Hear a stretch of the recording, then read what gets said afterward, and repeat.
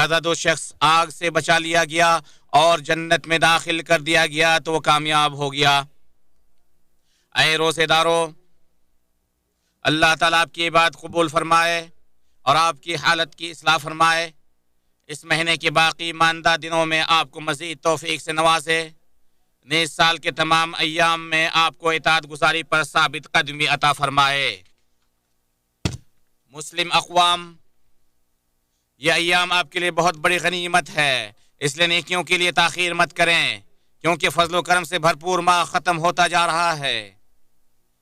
اس مہینے کی راتیں اور دن اختتام کی جانب روا دوا ہیں، اس لیے باقی ماندہ دنوں میں بڑھ چڑھ کر نیکیاں کر لیں۔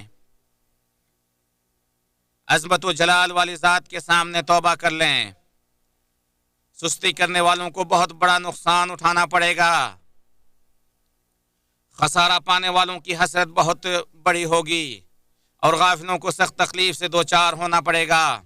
ایک بار رسول اللہ صلی اللہ علیہ وسلم منبر پر چڑھے تو آپ نے فرمایا آمین آمین آمین۔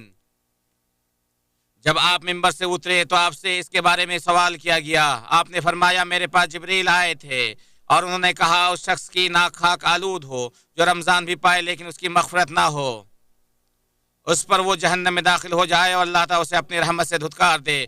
آپ اس پر آمین کہیں تو میں نے آمین کہی۔ پھر جبریل نے کہا اس شخص کی بھی ناک خاک آلود ہو جو اپنے والدین کو یا ان میں سے کسی ایک کو پائے اور ان کے ساتھ حسن سلوک نہ کرے اور مر جائے تو وہ جہنم میں داخل ہو جائے، اللہ تعالیٰ اسے بھی اپنی رحمت سے دھتکار دے۔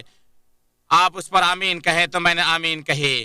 پھر اس شخص کے جبریل نے کہا اس شخص کی بھی ناک خاک آلود ہو جس کے پاس آپ کا ذکر ہو وہ آپ پر درود نہ بھیجے تو اللہ اسے بھی اپنی رحمت سے دور کر دے۔ آپ کہیں آمین تو میں نے آمین کہی۔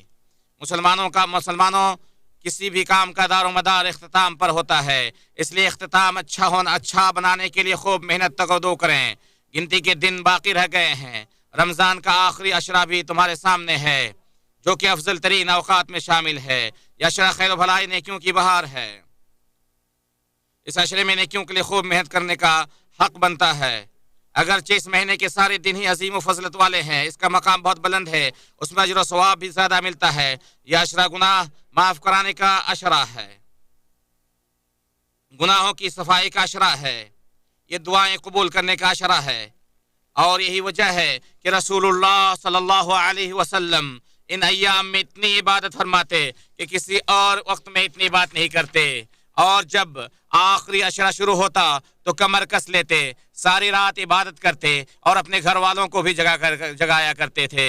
اس لیے اس عشرے کا مکمل خیال کرنا یہ بہت بڑی غنیمت ہے۔ اس عشرے کی خیر و برکات سے فائدہ اٹھانے والا مبارک بادی کا مستحق ہے۔ اس کے بعد اللہ کے بندو، آخری عشرے میں ایک رات ہے جو 1000 مہینوں سے بہتر ہے۔ اس رات میں رحمتیں نازل ہوتی ہیں، دعائیں قبول کی جاتی ہیں، گناہیں اور لغزشیں معاف کر دیے جاتے ہیں۔ جو شخص بھی ایمان اور ثواب کی امید سے اس رات میں قیام کرے گا اس کے سابقہ تمام گناہوں کو اللہ تعالیٰ معاف کر دے گا۔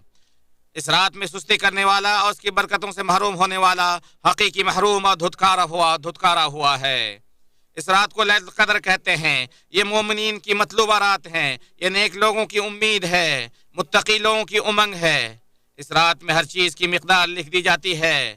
اس رات میں حکمت بھرے فیصلے ہوتے ہیں، اس لیے اس رات میں قیام کریں، اس رات کی جستجو میں لگے رہیں، اس کی تلاش میں مکمل کوشش کریں، اللہ تعالیٰ کے سامنے گڑ گڑائیں، کیونکہ اللہ کی قسم یہ رات انتہائی آسانی سے حاصل ہونے والا مال غنیمت ہے۔ صرف ایک رات کی بات 1000 ماہ کی بات سے بہتر ہے۔ بہت امید ہے کہ اس رات کا متلاشی نامراد نہیں ہوگا، کیونکہ اللہ کا فضل بہت وسیع اور عظیم ہے۔ اعوذ باللہ من الشیطان الرجیم، بسم اللہ الرحمن الرحیم۔ ہم نے اسے لیلۃ القدر میں نازل کیا ہے۔ آپ کو کیا معلوم کہ لیلۃ القدر کیا ہے؟ 1000 مہینے سے بہتر ہے۔ اس رات فرشتے اور جبریل اللہ کے حکم سے ہر امر کے ساتھ نازل ہوتے ہیں۔ طلوع فجر تک یہ رات سلامتی والی ہے۔ اللہ تعالیٰ میرے اور سب کے لیے قرآن مجید کو خیر و برکت والا بنائے، مجھے اور آپ سب کو ذکر حکیم کی آیات سے مستفید ہونے کی توفیق دے۔ میں اپنی بات کو اسی پر ختم کرتے ہوئے اللہ سے اپنے اور تمام مسلمانوں کے گناہوں کی بخشش چاہتا ہوں۔ آپ بھی اسی سے بخشش مانگیں، بے شک وہی بخشنے والا نہایت رحم کرنے والا ہے۔